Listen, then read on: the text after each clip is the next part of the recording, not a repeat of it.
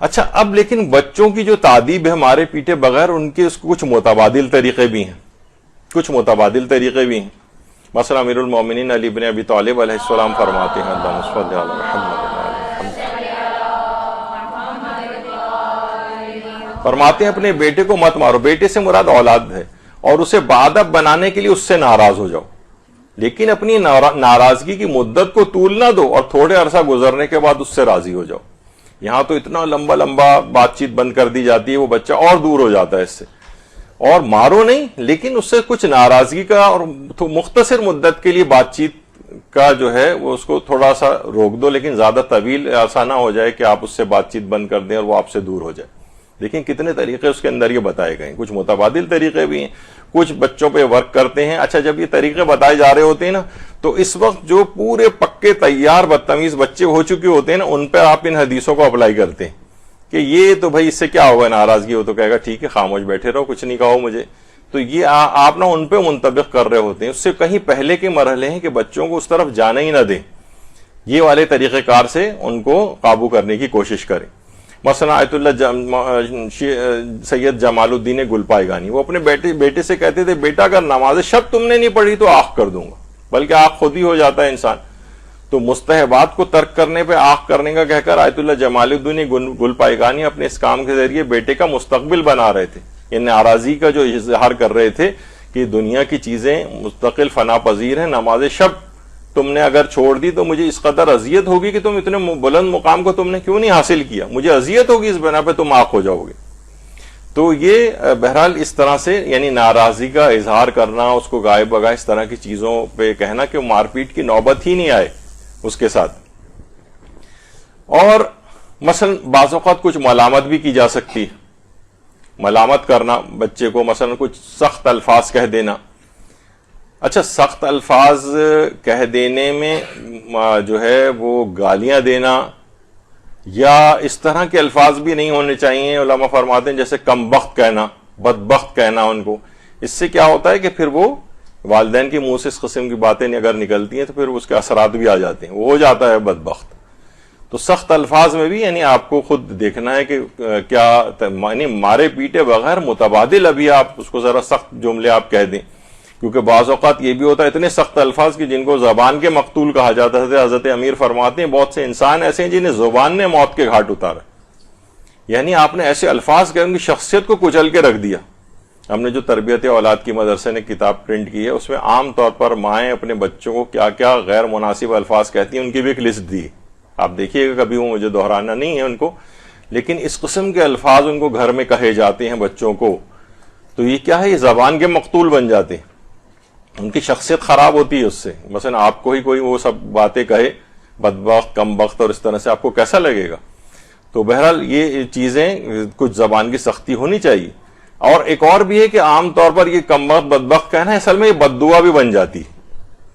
اور امام صادق فرماتے ہیں جو اپنے بچوں کو بد دعا دے گا خدا اسے فقیر کر دے گا. بچوں کو منحوس کہنا، کم بخت کہنا، اس طرح کے جو الفاظ زبان سے نکالنا. تو بہرحال کچھ سخت الفاظ اس کو کہے جا سکتے ہیں وہ مناسب حال دیکھتے ہوئے بچے کو، لیکن یہ کہ مارا پیٹا نہیں جا سکتا. اس سے کیا ہوگا، سخت الفاظ کہے یعنی اگر مارا پیٹا گیا تو پیغمبر فرماتے ہیں خدا ایسے ماں باپ پر لعنت کرے جو اپنے اولاد کے عاق ہونے کا سبب بنے. یعنی اب جو یہ بچہ ان سے زبان کا درازی کر رہا ہے، برا بھلا ان کو کہہ رہا ہے، اور بعض اوقات تو مارنے پیٹنے تک کی جو اطلاعات والدین کے ساتھ جو ہے لڑائی مار کٹائی کی بھی اولاد کے ساتھ اطلاعات آنے لگی. تو وہ اس وجہ سے کہ والدین خود اس نوبت تک اس کو لے کر گئے. خدا ایسے ماں باپ پر لعنت کرے جو اولاد کے عاق ہونے کا سبب بنے. اور یہ بھی فرمایا حضرت امیر نے کہ اپنے اہل و عیال کو نصیحت کرنا ترک نہ کر دینا اس لیے کہ تم ان کے ذمہ دار ہو، تم سے ان کے متعلق سوال کیا جائے گا. بعض اوقات جو بالکل ہی کہنا سننا ترک کر دیتے ہیں نا، یہ بھی نہیں ہونا چاہیے. اور اتنا ہر وقت ہاتھ میں ایک ڈنڈا لے کے ان کے لیے تیار رہنا، ہر وقت ان کی ایک چھوٹی سے چھوٹی چیز کو نگاہ میں رکھ کے ان کو برا بھلا کہنا، اور اپنے تئیں یہ سمجھنا کہ ہم جو ہے جناب ان کو بڑا ان چیزوں سے روک رہے ہیں اور ان کی تربیت کر رہے ہیں، تربیت کے بالکل برخلاف جاتا ہے. اور اچھا جو سزائیں دی جا سکتی ہیں، مثلا جو وہی میں متبادل باتوں پہ گفتگو کر رہے ہیں کہ ان کو آپ جو ہے سخت الفاظ کہہ دیں، ان سے ناراضگی کا اظہار کر لیں، ان کو کچھ مالی سزا دے دیں.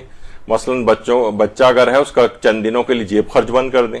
سب بچے اسکول جو ہے اپنا جیب خرچ لے کر جا رہے ہیں, مثلا اس کو نہیں ملے گا جیب خرچ, یا اگر یہ کچھ بڑا بھی ہو گیا ہے تو کہا جائے ٹھیک ہے تمہاری پاکٹ منی آج سے بند ہے.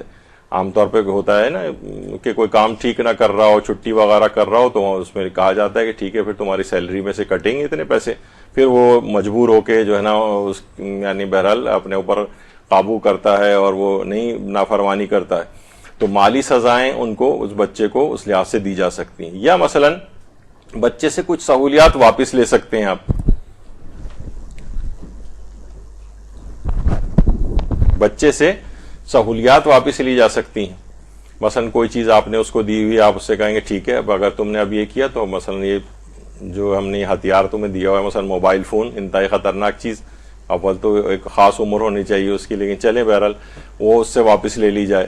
سب بچے مثلا جو ہے وہ پکنک پہ جا رہے ہیں, پارک جا رہے ہیں, کچھ ہیں, آپ اس کو کہیں گے نہیں تمہیں نہیں لے کے جایا جائے گا کیونکہ تم نے فلاں چیز کی. اچھا بعض اوقات یہ ہوتا ہے کہ لوگ نا فوراً اس موقع پہ, ابھی آگے چل کر ہم اس کا ذکر کریں گے, یہ جعلی ٹائپ کی جو دھمکیاں دیتے ہیں نا, یہ معاملات بڑے خراب کرتی ہے. یعنی اس کو پتا ہے بچے کو کہ والد نے کہہ دیا کہ تم پارک نہیں جاؤ گے, سختی کے ساتھ تمہیں پہلے چیز دی گئی تھی, اس پہ عمل درآمد بھی کر دیا, اب یہ بچہ کبھی بھی نہیں وہ کام کرے گا. جیسے مغرب یہ جو ممالک ہیں مثلا ہمارے عرب کنٹریز وغیرہ, وہاں پہ ٹریفک کی وائلیشن پہ اتنا زیادہ مثلا کہ 500 ریال یا درہم آپ کا فائن ہوگا, کچھ ہوگا, تو بس انسان ایک دفعہ فائن ادا کرتا ہے, پھر اتنا کوشش ہو جاتا ہے کہ نہیں پھر اس سے وہ غلطی نہیں ہوتی. تو اگر یہ اس طرح کی سہولیات اس سے واپس لے لی جائیں, مالی کچھ وہ چیز واپس لے لی جائیں, تو یہ اس کے اوپر بڑا اثر کرتی ہیں. اور اس کے اوپر عمل درآمد بھی ہو, یہ نہیں ہو کہ بس ٹھیک ہے 150 روپے دے کے جو ہے نا معاملہ جس طرح پاکستان میں نمٹ جاتا ہے, تو کیا ہے وہ بار بار ٹریفک کی وائلیشنز کرتا ہے.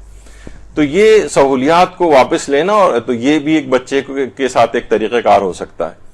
یا مثلا یہی, اب ویسے اس کے اندر ایک ضمناً فقہی مسئلہ آ گیا کہ عام طور پر سوال پوچھا کہ آغا سیستانی سے کہ بیٹے یا بیٹی کا انٹرنیٹ کا استعمال یا ان کا موبائل فون چیک کرنا, جستجو کرنا جائز ہے نہیں, تاکہ معلوم ہو کس سے گفتگو کر رہے ہیں, تاکہ انہیں حرام سے روکا جا سکے.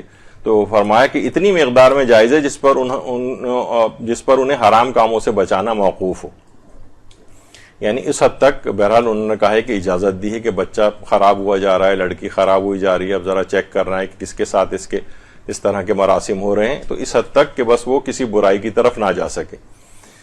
تو کیا ہے یہ تمام چیزیں, ورنہ سہولت اس سے واپس بھی لے لی جا سکتی ہے. جب اسے پتہ چلے گا کہ میری بات پتہ چلے گی اور مجھ سے چیز چھین لی جائے گی, تو پھر وہ محتاط ہوگا. اچھا کچھ چیزیں ایسی ہیں, نہیں ابھی اس کو فی الحال نہیں. پھر ایک اور ہے, کچھ جسمانی سزاؤں کی کچھ جائز صورتیں بھی. جائز صورتیں وہ کون سی ہو سکتی ہیں؟ مثلا اگر عام طور پہ اسکولوں میں بھی ہوتا ہے, مثلا ہاتھوں کو اوپر ہوا میں کھڑا کر کے سائڈ میں کھڑا کر دیتے ہیں بچے کو.